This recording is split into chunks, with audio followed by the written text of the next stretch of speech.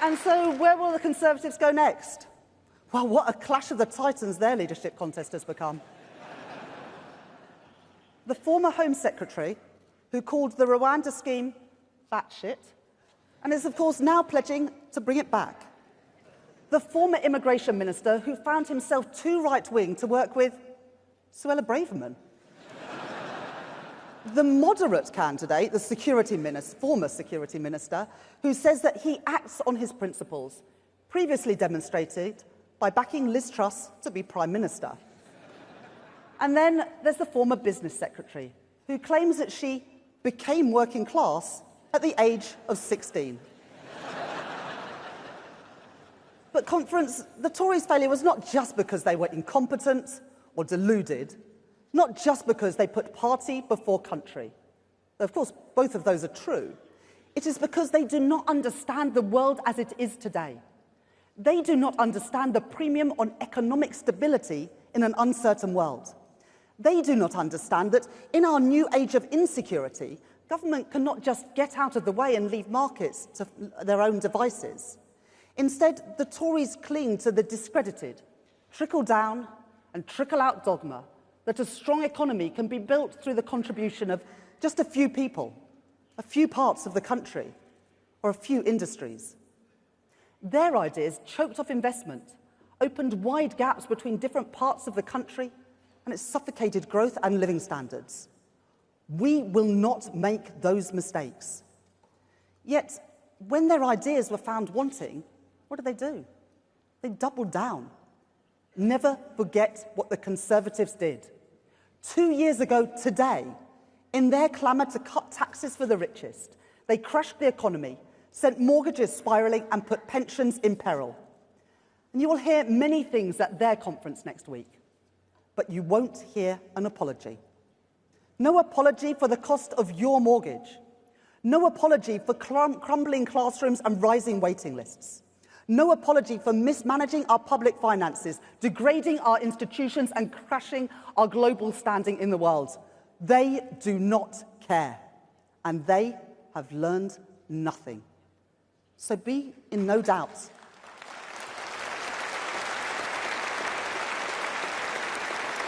Be in no doubt. Given the chance, they will try and do it all over again. Only we, only the Labour Party can stop them. So we must have no complacency, a relentless focus on the priorities of the British people, and iron discipline. We cannot give them that chance. So let's resolve together today that we will not give them that chance.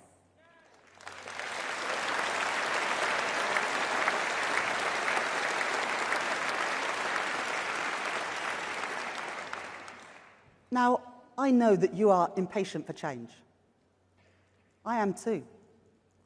But conference, because of that legacy left by the Conservatives, the road ahead is steeper and harder than we expected. You don't need to take my word for it. Figures released only on Friday showed another month of record borrowing. Debt at 100% of GDP. That is the inheritance that they left in black and white. In my first weeks at the Treasury, the true extent of the Tories' irresponsibility was revealed to me. £22 billion of spending plans this year that the previous government did not disclose, which they had no plan to pay for, and which they had covered up from Parliament and from the British people. Departments had been allocated money that they were spending, but which did not exist. The money was not there. A £22 billion black hole, which, if not tackled now, will pose risks for years to come. That included more than £6 billion overspend on the asylum system, including their failed Rwanda policy. Almost £3 billion on rail projects. The nation's reserve, intended for genuine emergencies, set to be spent 3 times over, only 3 months into the financial year. They were reckless, they were irresponsible, and they acted in that way, not because they believed it was right for our country, but because they believed it might rescue their party from defeat. They promised solutions that they knew could never be paid for, roads that would never be built, public transport that would never arrive, and hospitals that would never treat a single patient. They showed no regard for ordinary working people, and they did not care about the consequences. It was made clear to me that failure to act swiftly could undermine the UK's fiscal position, with implications for public debt, mortgages, and prices. And so I took action to make the in-year savings necessary. We are reviewing plans for new hospitals promised by the Conservatives but which they did not budget for. We cancelled road and rail projects promised by the Conservatives but which they did not budget for. And I made the choice to means test the winter fuel payment so that it is only targeted at those most in need.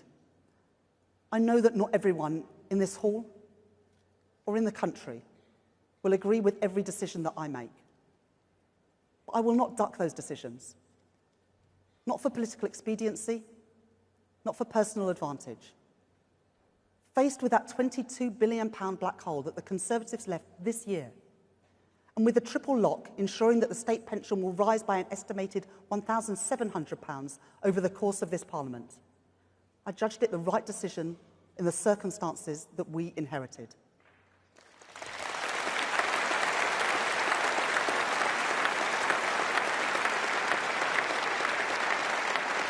I did not take those decisions lightly. I will never take the responsibilities of this office lightly.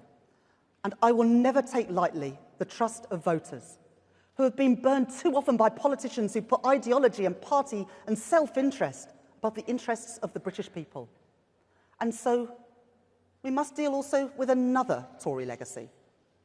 Conference, I know how hard people work for their money.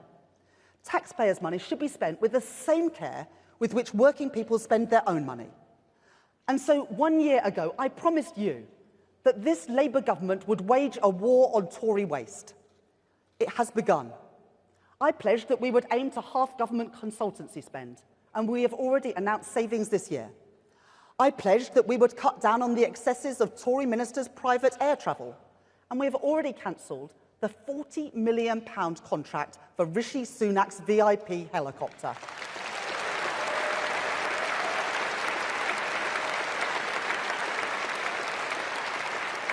And I pledged that we would act on the carnival of waste and fraud that took place during the COVID pandemic. Billions of pounds of public money handed out to friends and donors of the Conservative Party.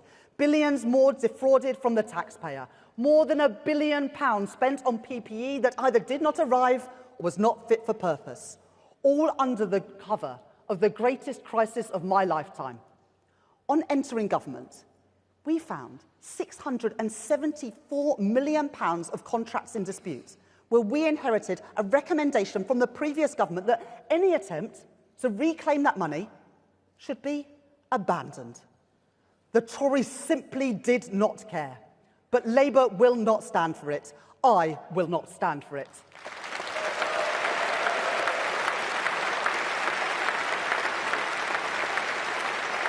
So, as I promised, we are appointing a COVID corruption commissioner. It could not be more urgent. And I have put a block on any contract being abandoned or waived until it has been independently assessed by that commissioner. I won't turn a blind eye to rip-off artists and fraudsters. I won't turn a blind eye to those who use a national emergency to line their own pockets. I won't let them get away with that. That money belongs in our police, it belongs in our health service, and it belongs in our schools. And Conference, we want that money back.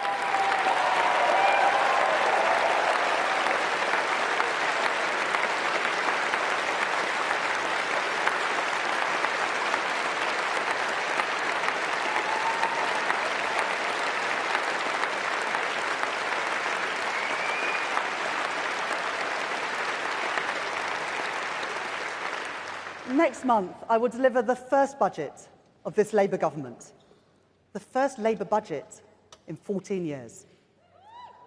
And because I know how much damage has been done in those 14 years, let me say one thing straight up. There will be no return to austerity.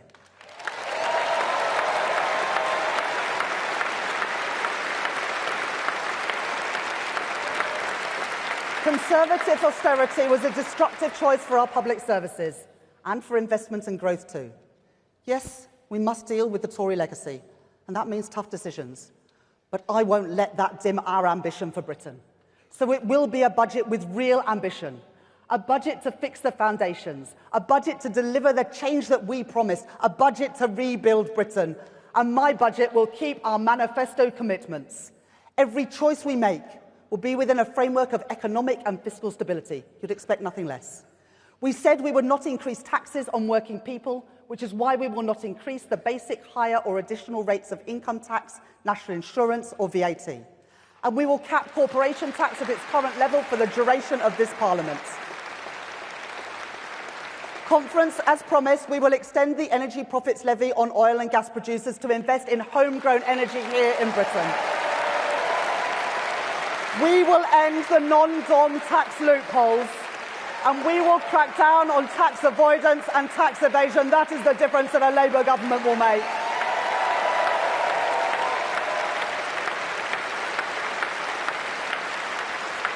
And we are already delivering on that promise to cut down on tax avoidance and tax evasion, strengthening the powers of HMRC under the leadership of our Exchequer Secretary James Murray, and recruiting 5,000 new tax compliance officers, because this government will not sit back and indulge the minority who avoid paying the taxes that they owe.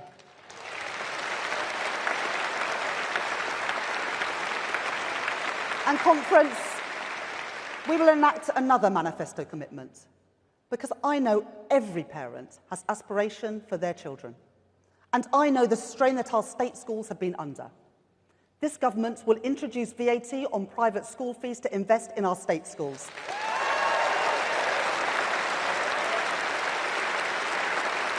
It is the fair choice, the responsible choice, the Labour choice to support the 94% of our children in our state schools. That is the Britain we're building. That is the Britain that I believe in.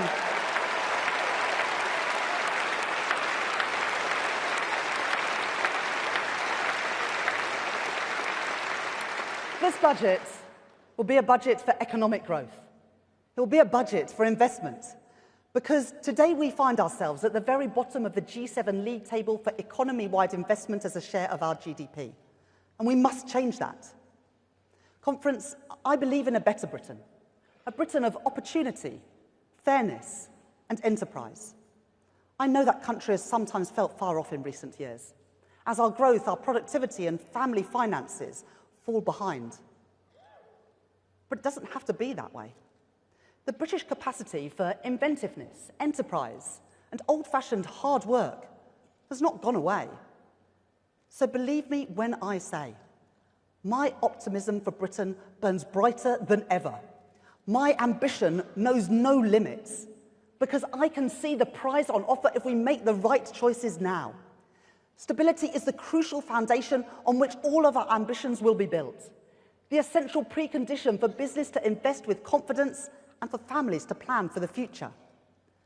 The Liz Truss experiment showed us that any plan for growth without stability leads to ruin. So we will make the choices necessary to secure our public finances and fix the foundations for lasting growth. Stability paired with reform will forge the conditions for businesses to invest and for consumers to spend with confidence. Growth is the challenge, and investment is the solution. Investment in new industries, new technologies, and new infrastructure. Let me put what we are doing into some perspective. If the UK economy had grown at just the average rate of other OECD economies under the Tories, our economy would be £140 billion larger today. That would have provided an extra £58 billion to invest in our public services without raising a single tax rate by a single penny. Revenue to invest in our schools, our hospitals, our police, and all our public services. And that's not the limit of my ambitions, because with growth, we will create jobs that pay enough to raise a family on, for you and your children. Put real money in the pockets of working people, and wealth in all of our communities that flows into vibrant high streets. That is how we'll make Britain the best place to start and grow a business, whatever background you come from, wherever you grew up. Things built to last and exported around the world are made here in Britain. This is how we'll achieve what we promised, the 5 missions that will comprise a decade of national renewal. That is the Britain that we are building. That is the Britain that I believe in.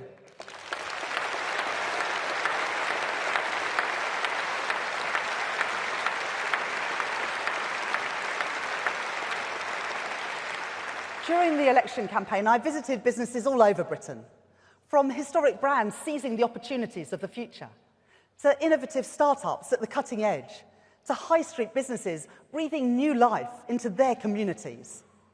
Our world-leading universities, creative industries, life sciences, tech companies, and professional services.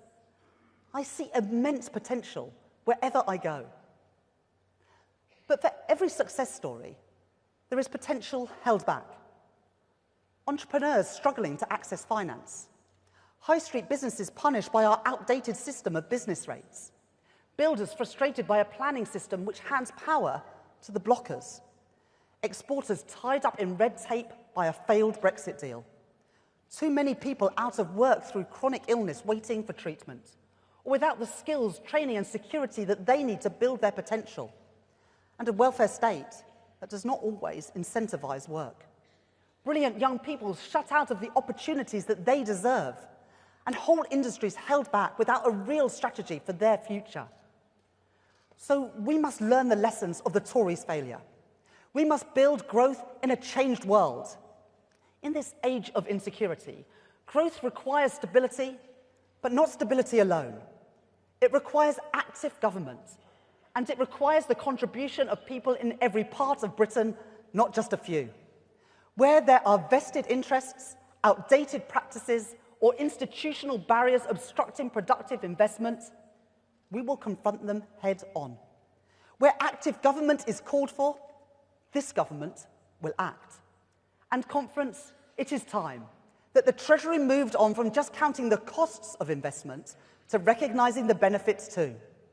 So we are calling time on the ideas of the past, calling time on the days when government stood back, left crucial sectors to fend for themselves and turned a blind eye to where things are made and who makes them.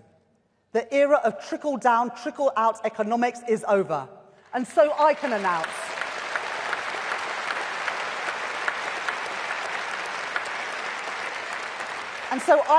that next month, alongside our Business Secretary, Jonathan Reynolds, we will publish our plans for a new industrial strategy for Britain.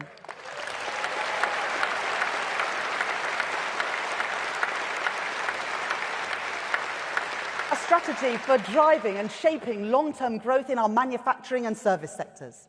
A strategy to unlock investment, create jobs and deliver prosperity.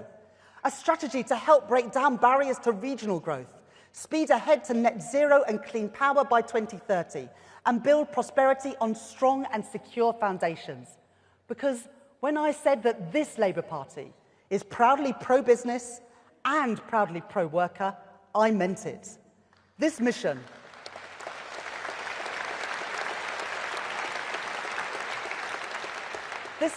for investment, for growth, for jobs, is why in a few weeks' time, this government will be hosting a major international investment summit, bringing together hundreds of business leaders to send a simple message, that after years of instability and uncertainty, Britain is open for business once again.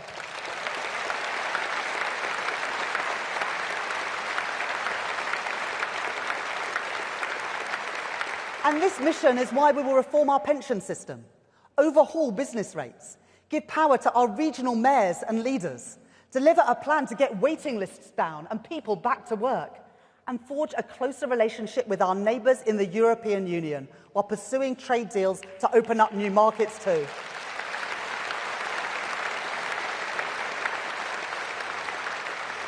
It's why we launched a new National Wealth Fund to invest in new and growing industries right across Britain. And it is why Angela Rayner and I have wasted no time in ripping out the blockages in our planning system so we can get Britain building again.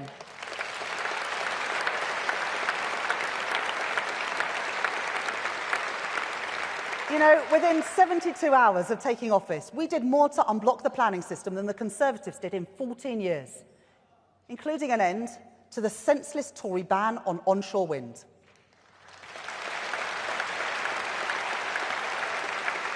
And conference, we won't stop there.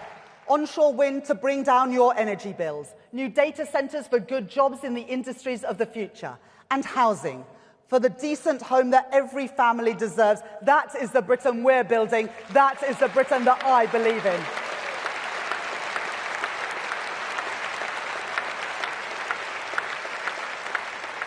If you want to start or grow a business, if you want to export overseas, if you want to build in Britain but fear local opposition and delay, if you have felt the quiet desperation of jobs, opportunity and investment slipping away, then be assured your ambitions, your hopes, your future will not be held back any longer. I have promised this hall before that what you will see in your town, in your city, is a sight that we have not seen often enough in our country. Shovels in the ground, cranes in the sky, the sounds and the sights of the future arriving. We will make that a reality. Jobs in the automotive sector of the future in the industrial heartland of the West Midlands.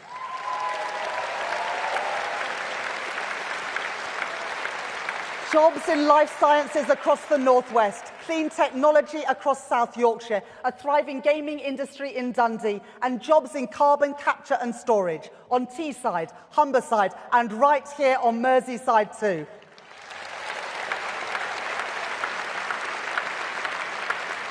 Wealth created and wealth shared in every part of Britain. That is the prize. That is the Britain we're building. That is the Britain that I believe in.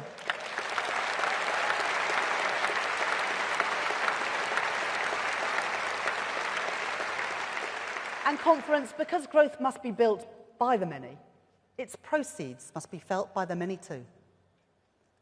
And because of the indignity and insecurity that stems from the broken link between hard work and fair reward, we will deliver on another promise, a new deal for working people, with a ban on exploitative zero-hour contracts, an end to fire and rehire, and a minimum wage which takes into account the real cost of living, so that last we will have a genuine living wage in our country.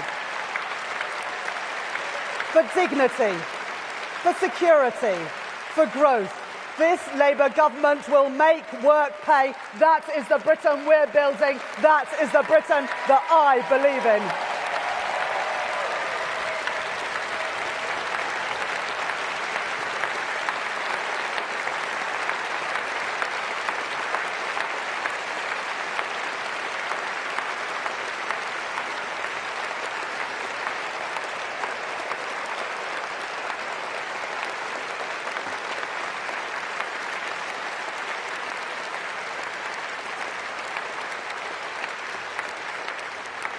Within weeks of entering office, we faced another choice. We could accept the independent pay review body's recommendations and give public sector workers their first above-inflation pay rise in 14 years. Or we could allow further industrial disruption to wreak havoc on our public services. Patients having hospital appointments cancelled. Parents unable to send their children to school. Key workers, the men and the women who kept us safe during the pandemic, forced to pay the price for a crisis that they did not create. The Conservatives gave no guidance to the pay review bodies on affordability, nor did they budget for the recommendations they offered. And the Conservatives will deny that this was a choice that had to be made at all. They will claim that it was a viable strategy to let industrial action continue, to let a crisis in recruitment and retention spiral, and let public services deteriorate yet further. That was not a choice I was willing to make, and it was not a choice that was in the national interest either. So I am proud to stand here as the first Chancellor in 14 years to have delivered a meaningful real pay rise to millions of public sector workers. We made that choice. We made that choice not just because public sector workers needed a pay rise, but because it was the right choice for parents, patients and for the British public, the right choice for recruitment and retention, and it was the right choice for our country. If the Conservative Party, they want to fight about this, if they want to argue that we should have ignored those pay review bodies, that public sector workers should fall further behind the cost of living, that ordinary families should pay the price of industrial action. If the Conservative Party want to fight about who can be trusted to make the right choices for our public services and those who use them, then I say, bring it on.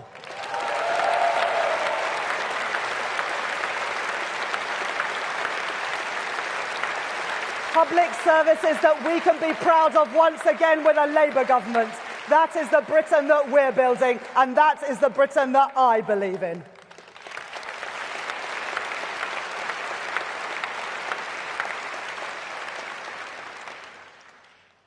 Let me tell you where I'm coming from. My mum and dad were primary school teachers, and I'm really proud of that. My mum was a special needs teacher at my school, and my dad was a head teacher at a different local primary. I know how hard my mum and dad worked, how dedicated they were, the long hours they put in, my sister Ellie and me playing in our dad's office whilst he worked late. And they had to do that in the face of a Conservative government that in its every action showed that it didn't care much about kids in schools like theirs, ordinary comprehensive schools like the one that I went to, and the kids that I grew up with. My mum and dad lived their values, and they taught me the value of public service, of hard work, of giving something back to your community.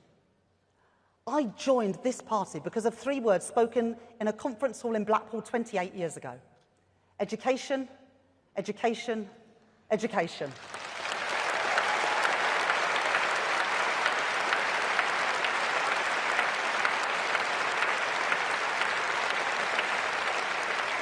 I joined this party because I believe that strong public services are the backbone of any decent society.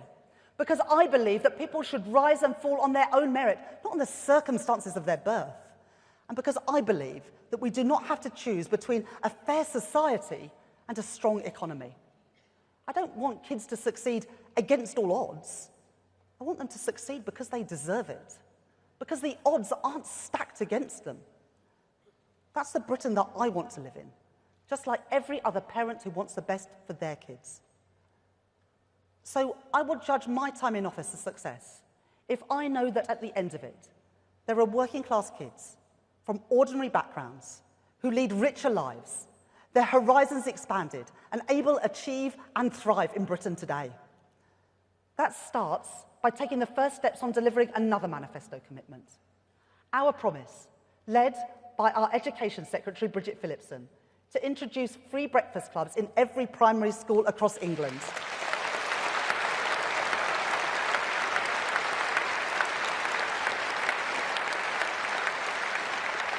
Today, I can announce that that will start in hundreds of schools for primary school-aged pupils from this April ahead of the national rollout. An investment in our young people, an investment in reducing child poverty, an investment in our economy. And an investment so that in years to come, we can proudly say that we left behind a Britain where the next generation has a chance to do better than those who came before it. Conference, that is the Britain that we're building. That is the Britain that I believe in.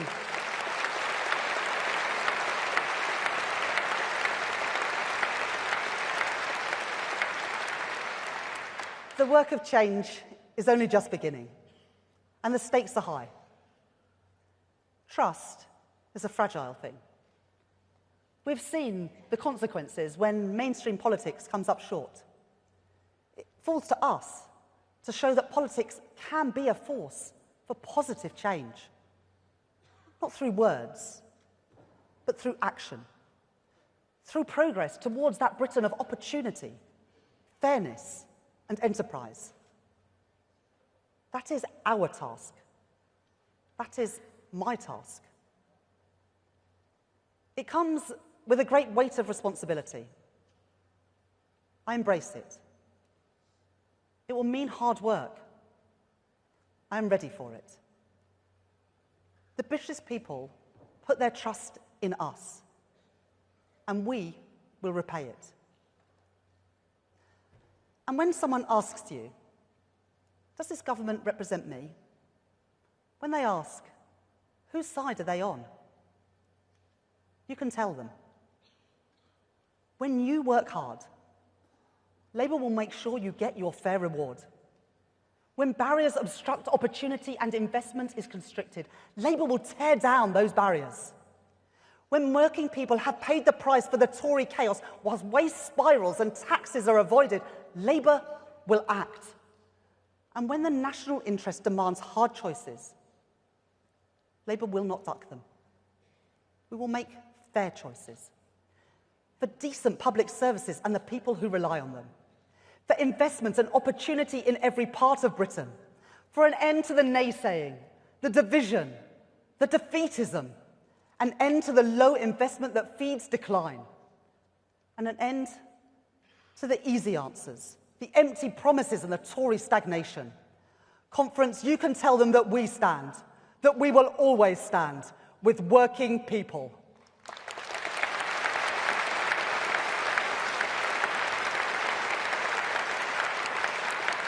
We changed our party, now let us change our country. This is our moment, our chance to show that politics can make a difference, that Britain's best days lie ahead, that our families, our communities, our country need not look on while the future is built somewhere else, that we can and we will make our own future here. A Britain trading, competing and leading in a changed world. A Britain founded on the talent and the effort of working people. That is the Britain we're building. That is the Britain I believe in. Together, let's go and build it.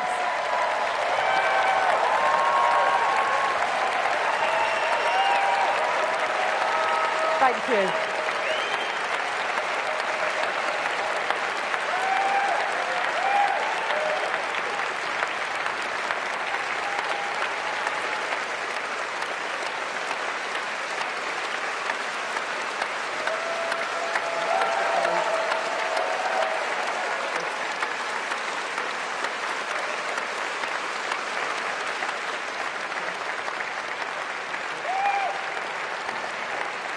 Thank you.